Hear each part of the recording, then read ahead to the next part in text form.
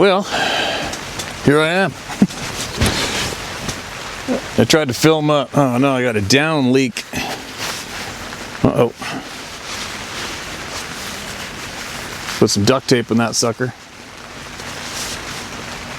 Down leak. I drove, what time I got up? I left, stayed at some friends in Pemberton. Yesterday, got caught up, and then, day before yesterday. And then yesterday I got up 5 o'clock in the morning, started driving. I drove for 12 and a half hours and made my way to northern British Columbia. So now I'm in the bush, I'm solo, and I'm kind of glamping in a way for me. I'm used to being dropped off a bush plane or something or having horses and just going with bare minimum and sleeping on the ground. This is crazy. I've got a tent I can stand in, I got a cot, and I have this amazing frickin' little diesel heater these friends of mine turned me on to last year. And a tank like that big will last all night long, and the heat coming out of that sucker is amazing. So I don't have to have a stinky fire, go get soaking wet looking for firewood and splitting it up. Crazy. And there's nothing worse when you go remote for days, even weeks. There's nothing worse than having to have a campfire every single day, because on top of not having a shower, you get to smell like campfire smoke too. Ugh. Anyway, there you go. I've got a generator. I've got Starlink. I've got the internet for later when I want to turn that on. This is amazing. I just don't have my partner with me. I think Sarah's been kind of spoiling me. I've been used to doing all these things alone or as a job as well. And taking care of everybody or fending for myself. Been spoiled having Sarah doing this with me. She takes care of me pretty good. Anyway, gonna get some voices heard. I think I'm in for a couple days of rain by the sounds of it, so I don't know what I'm gonna do, if I'm gonna head her out there tomorrow or not. Probably will head out tomorrow. I went out earlier today and I went to a couple places where I have trail cameras I left previous. Nothing overly exciting on those. A couple bull moose, one big bull elk marched past one of the cameras. I didn't quite get his antlers, but his body was huge on the camera on the 21st. But it's really tough hunting where I am. It's very, very hard hunting here. It's been basically overhunted, and they had quite the liberal cow female season open for a while, for a handful of years as well as low antler point count to be harvestable. So you basically shoot a 3-point elk or bigger here, and a cow elk for a certain time of the year. So it's very tough hunting. But I kind of like tough hunting myself. I just like that extra challenge. But anyways, I'm gonna get some voices heard. It's one thing I can do to sit here in the rain, right? And a quick note, I made a post the other day about mandatory digital ID. Holy shit. And yeah, I'm going to talk about it. This is a truth channel, you guys. And you need to hear this if you're not familiar. And you can look it up and find the receipts. I've already come to the conclusion for myself. If the beast is a real being, right now I would have to say he is residing in the United Kingdom. And that's just what I have figured out for myself. Ground zero for all things nasty and evil seem to be coming from the United Kingdom's government home base. And I'm dead serious. I've looked into it from every angle I can. And it just sure seems that all the dark, evil shit starts there. Prove me wrong. They just arrested a man the other day, a father. They actually videotaped the sentencing and put it on the internet. And here's this absolute disgusting human being, some British judge, I guess you call him, with those little fruity frickin' white wigs on, and he's talking like such a pompous douchebag manner. You know what I mean? It just looked like a scene out of Braveheart, you know? As the guy's reading what the man said about taking care of Brits, taking care of working Brits, and how they are letting hundreds of thousands of migrants without any ID into their country. They don't have to work and they're paying them money. And on and on and on. The man went on a bit of a rant.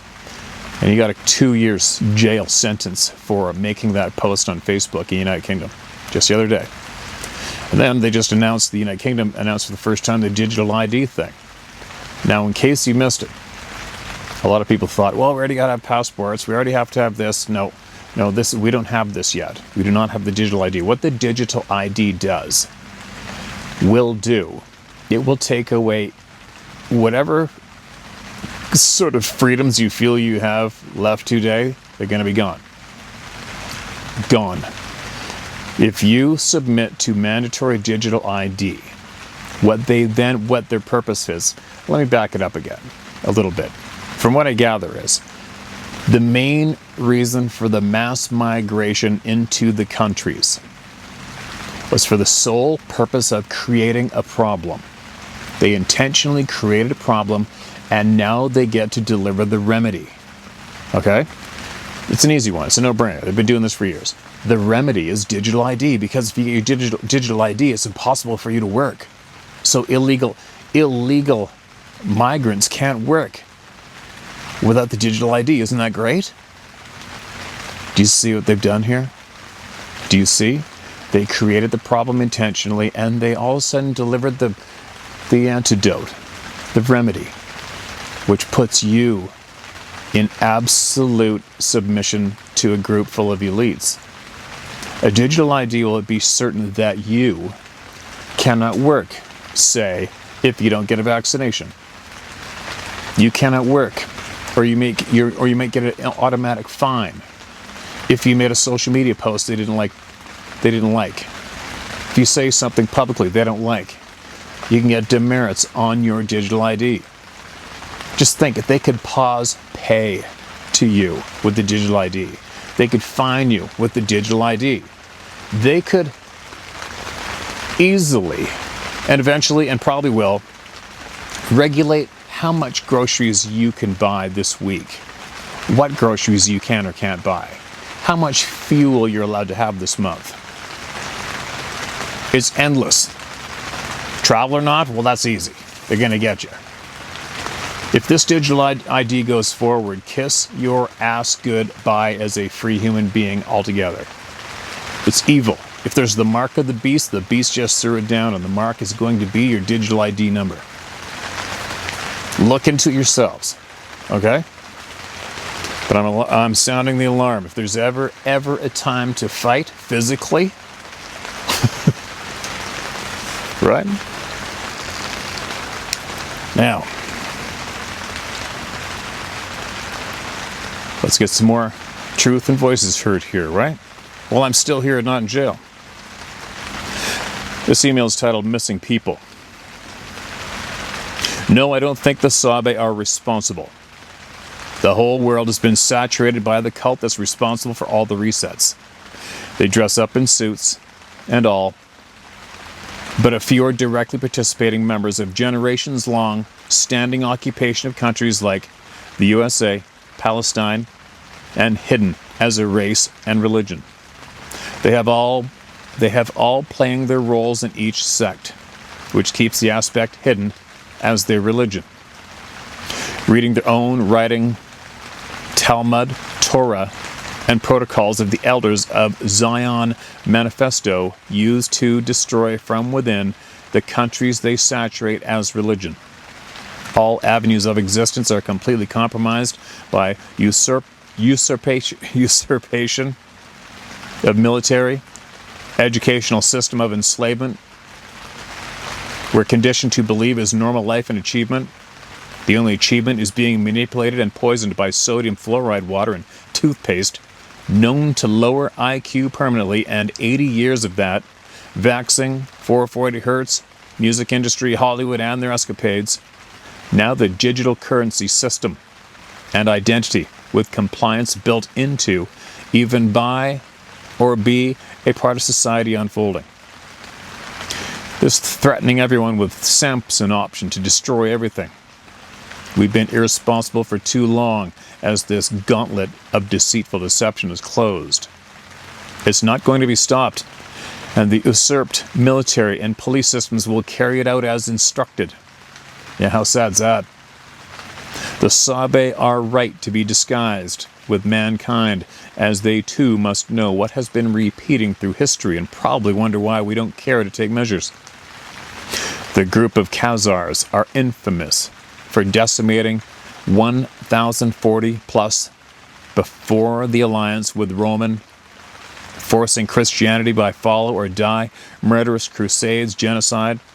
Later, Kaaba, Yehuda, Saudi, BlackRock, another Saturn worship itself. The resets repeatedly end, handing down the protocols to offspring, rinse and repeat, controlling the talisman, monopoly money, and medicine, etc. All these pre-organized agendas, continuing by blackmail to silently take over the USA, is done in other countries, and all by their self-proclaimed chosen people status they created themselves. Poisoning everything imaginable, defrauding, experimenting, brainwashing, trafficking, ritual sacrifices of Mesopotamia, magic. They have been using this whole time. The patterns became clear as I would work from time to time as painting specialty coatings, etc. It's all about deception with a smile as they continue with it. Simple DNA genetic background tests can validate it, but they refuse. Media organization and online platforms policy to consider hateful speech instead of truth. Like that email stated, truth has no feelings. It's just the truth and coincidence after coincidence, and all the unaccounted for, most definitely fodder for ritual sacrifices and trafficking to be sacrificed. So much exists right under our feet, and the nuclear attack could be next to phony alien invasion. Who knows? However, now I suspect the corporations they have built for ensure that will be the new control of usurped military and decisions for all of us. Food, water, products required monitoring and compliance. The next set of vaccine to ensure that billions of people, country to country, will be eliminated by these vaccines that interact with the 5G, etc., and Starlink on access to all humans. Not to mention robotics and machine intelligence systems. Is too much. This puts humans in this predicament, and protests are futile. Having the requirement to eat, etc., keeps majority of people from taking measures to apprehend these governments, who are all criminals carrying out their roles with no fears or accountability to worry about. It's a very bumpy ride, but meditation, breathing correctly, assists with the mindset. What to do is anyone's guess. No reset was stopped before and after 100 plus countries expelled them prior in history. They've been very successful, and gauntlet closed. Sabe too. All into some eternal darkness for appeasement to whatever entity Saturn worship, Saturn? I think he meant Satan worship itself is. Blood, reptile, and the eyes that email spoke about. Blood, reptile, and the eyes that email spoke about. I bet it will be very disturbing to see who's who. Possibility of many different species, humans very blatant and in our faces daily. CERN, I'm sure, was a bad situation. Right, there you go. That's just random timing. Random timing after my little spiel. Bunch of typos and some punctuation missing there, but I got it. There's people are getting freaked out over the planet right now, man. Everywhere. People are getting freaked out.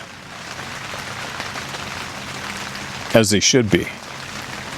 I just wish people would stand up and really actually do something in mass numbers, you know what I mean? It's time. Who's next? This is titled, How Bella Kula Sasquatch Hunts for Himself. Now, this is an older email. I may have read it, but it's not marked as read, so here we go. It's Bella Kula, so I'm sure it's going to be quite interesting. Hey Steve, Cam here from Maple Ridge, British Columbia. Relaying an incident my cousin had approximately 15 years ago in Bella Kula. Alright.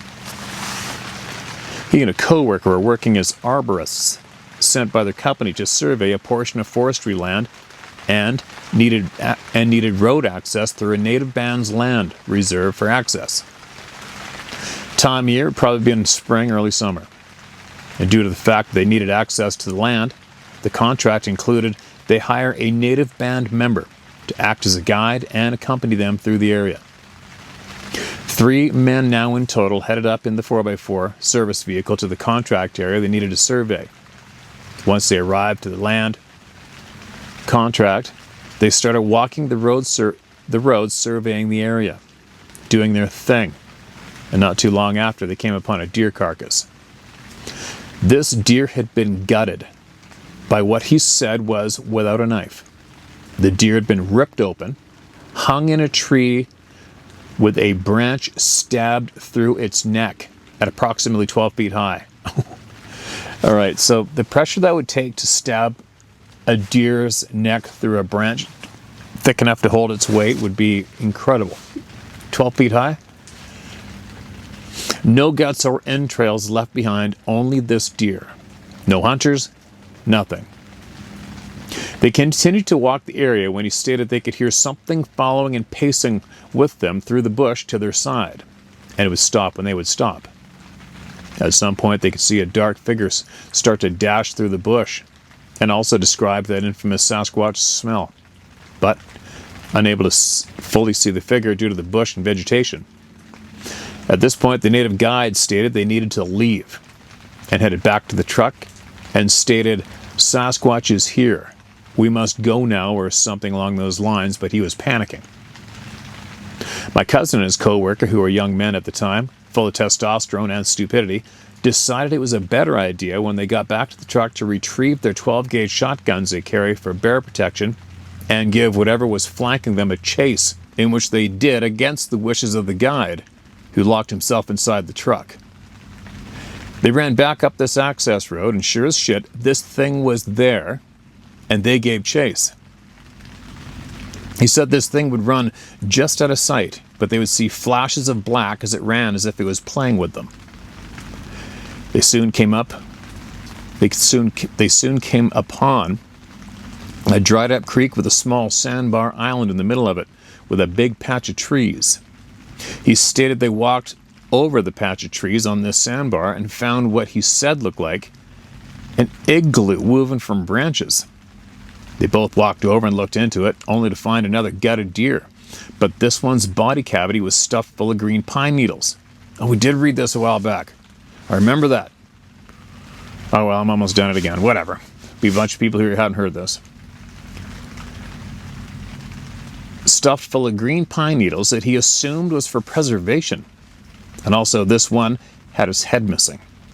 At this point, the two of them freaked out, realized how stupid they were, and ran as fast as they could back to the truck to find this poor native guy hiding and shaking like a leaf on the floorboards of the truck.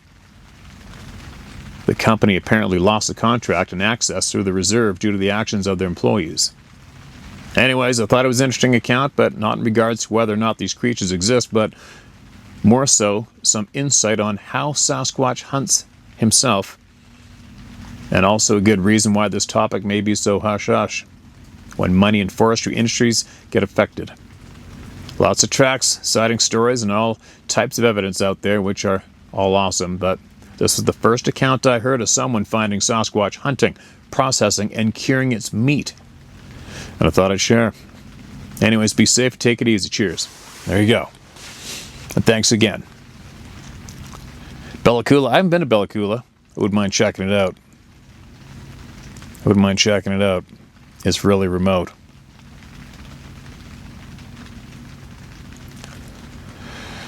What do we got here? Mark, this is red. This is titled Bigfoot.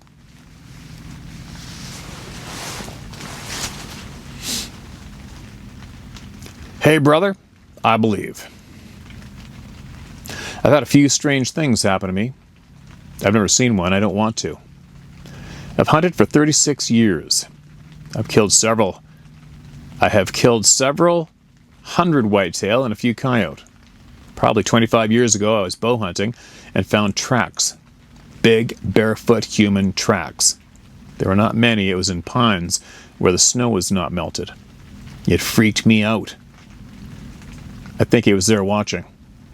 The feeling I got was like I was prey. The hair stood up on my neck and I booked it out of there. I had several other strange things happen while hunting, and I'm sure I know what it was. I also have a camp, and I got some trail cam pics of something that knew the camera was there. The pictures are of hair from what I think is an arm. The camera was 6 feet up a tree pointing down slightly, and the hair was like no hair in any animal I know. It was reddish brown, several inches long, and kind of nasty looking. It was hanging down in front of the camera. I went to camp to mow the grass one time and smelled a smell I've never experienced. I got the same feelings of being watched. It was the same feeling like when I saw the tracks. It was not a good feeling. It was so bad I went inside a few hours, then came out, and the feeling was gone, and I went about my business. I've had loud slaps, or like something hitting the cabin at night. Not a lot, but several times this happened. I think they pass through the area from time to time. I'm very aware when I'm at my cabin or out hunting. It's not ruined it for me, but I'm a bit freaked out there by myself now. I have more strange things that happen, but we'll leave it at that. I just wanted to say I know they're out there. I believe you. And I don't want to see them. Matt. Yeah, well, sadly I don't think they give us a choice. You know what I mean? We don't seem to have a choice in whether or not we're going to have a visual encounter with these people. They decide when it goes down, you know? But you want to throw down anything else you know or you've learned since you emailed me, or even that you didn't email. Email me anytime, all right? Welcome to the club. This next email is titled, Large Black Cat in Your Backyard, British Columbia. Wow. All right. Please don't mention the location of these accounts, except the last one from my elementary school friend if you want. In your video, if you choose to read online, although many people, including yourself, will be familiar with them. I'm sure you'll understand. Okay, gotcha. Hey, Steve, just finished a successful elk hunt. Oh, good for you, man. Right on. And was driving home catching up on your videos. You were mentioning large black cats in a few of them. On a previous video, you had brought the topic up. I left a comment, but it probably got lost in the mix. With it coming up again, I figured it was worth the while to shoot you an email. Now, this is going back probably about 15 to 17 years ago, when I was in my teens, and about the same time of year as it is now, September. This takes place blank, blank, blank, blank. My father and I were out mule deer hunting. My grandparents' farm was close to where we hunted, so early in the season, after our morning hunts, we'd meet back at the truck and drive to the house for lunch before heading back out for the evening. As we often did after morning hunts, we detoured home through some logging roads, hoping to get lucky along the way. One of the blocks along the way is where we would see a lot of bears in the spring, so I wasn't surprised to see what I thought was a black bear heading out of the block about 100 yards away. The animal was walking parallel to the road, maybe about 30 yards into the block from it, and it was at my 2 o'clock position from where we were in the truck. I got my grandpa to stop the truck and got my binoculars up just before it hit the tree line, and was shocked to see a cat tail when I got the binoculars on it. I told my grandpa what I thought I saw, as I wasn't sure if I was seeing things. We got to the tree line quickly, and being that the forest was old, select logging, it was open enough for us to thankfully get another look at it after it had entered the tree line, so my grandpa could confirm what I saw. The cat had stopped about 10 yards after it entered the tree line, so while I was still looking ahead at 2 o'clock position, thinking that's where it would be, my grandpa spotted it at the same 30 yards from the road it was at when it hit the tree line at a perfect broadside view. At this point, we also saw what I would say was a regular fawn-colored cougar with it before they both bolted off. No way, crazy. He originally thought what I saw in the block was a darker than usual colored cougar. But I can still remember him saying excitedly once he saw it that it was jet black. Living in BC my entire life, being around houndsmen and seeing all the BC big cat species, I know how elusive they are, so it's even a surprise to me that two of them were seen like that at the same time, on top of one of them being black. But I swear, this is exactly what happened. My grandpa then told me about loggers seeing a black cat while logging an area about 10 to 15 kilometers away as the crow flies in the 1990s. Another guy on the other side of the river and up the mountain was supposed to have gotten a trail cam picture of what he said was a very dark cougar as well, not too long after the black cat we saw. I've never seen the picture, however, so it's just hearsay. You also knee-jerked a memory from back in elementary school of one of my friends whose dad hunted Pink Mountain, telling me about there being one up there. Just thought you'd be interested in knowing there's a possibility you might not have to go to the southern states to find those things. I still have cameras for deer all year around the area where I saw that cat, but I haven't had anything like that show up yet. I see my grandpa in the same light as you and so many other people here, though, so him being there and confirming it with me is all the validation I need. Best of luck the rest of the season, Steve. Hopefully by the time you're reading this, that big bull or ram are on ice. Take care. Side note to any douchebags and celebrity wildlife biologists in the comment section. Both sides of my family have lived and worked in the bush for generations in British Columbia, so we're educated on what's out there and know what we're looking at. Have a nice day. Right on, man. Appreciate that email. Super glad you had a good hunt. And thanks for watching the channel on the way home. That's crazy. That must have been something else, seeing a black, I'm guessing it's a black-faced cougar, with another cat. 1 in a million. Awesome. Very awesome. I'd love to see a trail cam picture of a black cougar, black any cat, from somebody I know. You know, like somebody sends it in and goes, it was taken right here. No way. You know what I mean? Instead of, with that last photo last week, I had it mailed to me, what, 12 times? With about half a dozen different locations attached to it. Next. A funny Cowichan Zabalas kid camping adventure. All right, Vancouver Island. Good day, Mr. Steve. Matt here again from East Souk. Don't have to share this bit, but before I get into my story, I just wanted to note. Okay. Gotcha. Thanks for the typo. Heads up. Start a story. A few years ago, I planned on taking my kids out to Cowichan to do our annual camping, but all my typical spots were overrun with COVID city refugees, lol. I'm not a fan of camping neighbors or crowded campsites, so I headed towards Zabalas and took a turn-off onto an old defunct logging road headed up the west side mountains. Eventually, as we neared the summit, the road continually creeped in narrower and narrower until the point you could hardly even see the road anymore, and the light was fading fast. Eventually got to a turnaround spot and figured, hell, this is good enough for me.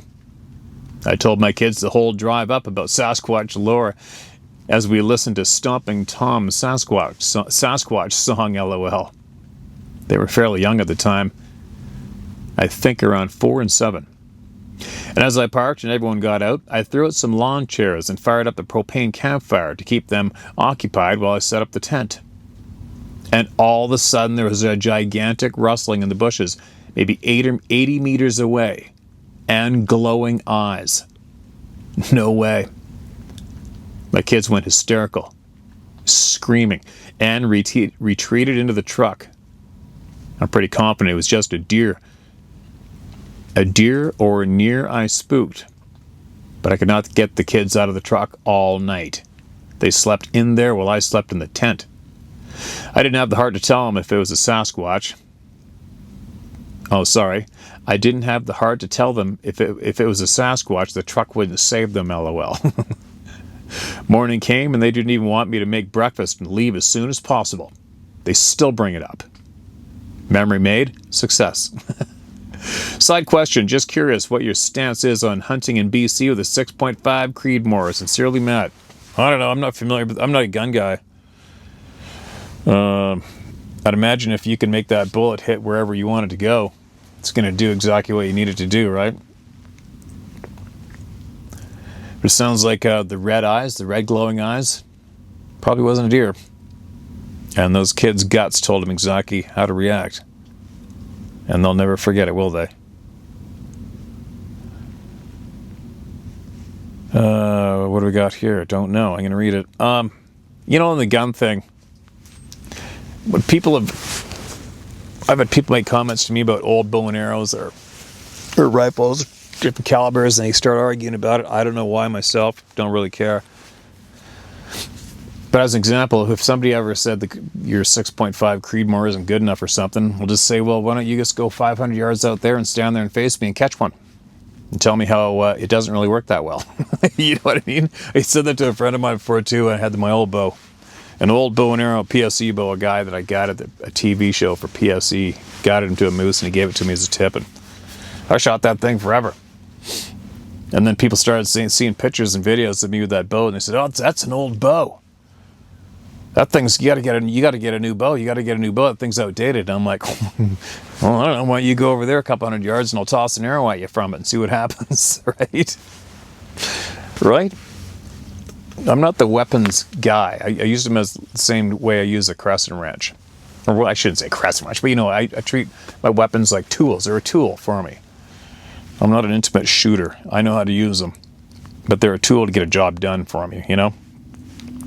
Doesn't matter. You put that broadhead or that bullet where you want it to go.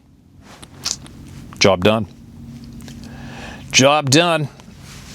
Zabalis, lots of Sasquatch sightings around there. Always is. Same with Cowichan. Wait a minute. There we go. That drives Sarah bonkers when I do that. A hillbilly with a PhD. Dear Steve, I'm trying to do this letter by text messaging and speaking. I guess it's a way I stumble through life. I apologize for the lack of the ability to write this way. I've had a bit of a tumble and I broke my hip and my left arm. Oh, that sucks. Ended up in the hospital with a bit of surgery and a new hip. The following is a bit of news as I get better. It's been 4 months since my accident and I've struggled to make my condition better before deer season. My wife is at her own experiences with us and she's too shy to write it down. She has experienced the tree knocks, even in our backyard. She's done this while taking the doggy out, a little chihuahua. She's heard a lot while being in the backyard, even at night. The sounds come from across the way from the house behind us, further back, maybe about 50 to 60 yards through the tree line. We live in Augusta, Georgia. When you become acquainted with the people of the forest, I believe you become more in tune with sounds that may be more supernatural in nature. All this is merely conjecture on my part. For example, I've heard trees being broken in half while being on my property in the country. What? While my property in the country. Sorry, guys. I've also heard at least 3 tree knocks in a row in different areas. 1 from the north and 2 to the east and southeast of the property. I heard all these in succession one hunting day last year. I've heard whoops and all other quite interesting sounds at the farm. I wish you and Sarah a wonderful day. Sincerely, Mark D. McCall, PhD. A hillbilly with a PhD. Sorry, Mark, there's a couple of typos in there, Mr. PhD. We got through it smooth enough. Appreciate that, man. Welcome to the club. Anyway, you guys, I'm about ready to fall over and go to sleep, but it sounds like it stopped raining. Maybe I'll go out and I'll show you guys what it looks like out there for a quick second. And then I'll go to bed. Guess I don't get to show you what it looks like. The fog is here. Unfortunately, But there I am. I'll be up bright and early tomorrow at 5 o'clock in the morning and head her into the woods and see what I can find. And maybe I'll be back in another day or two.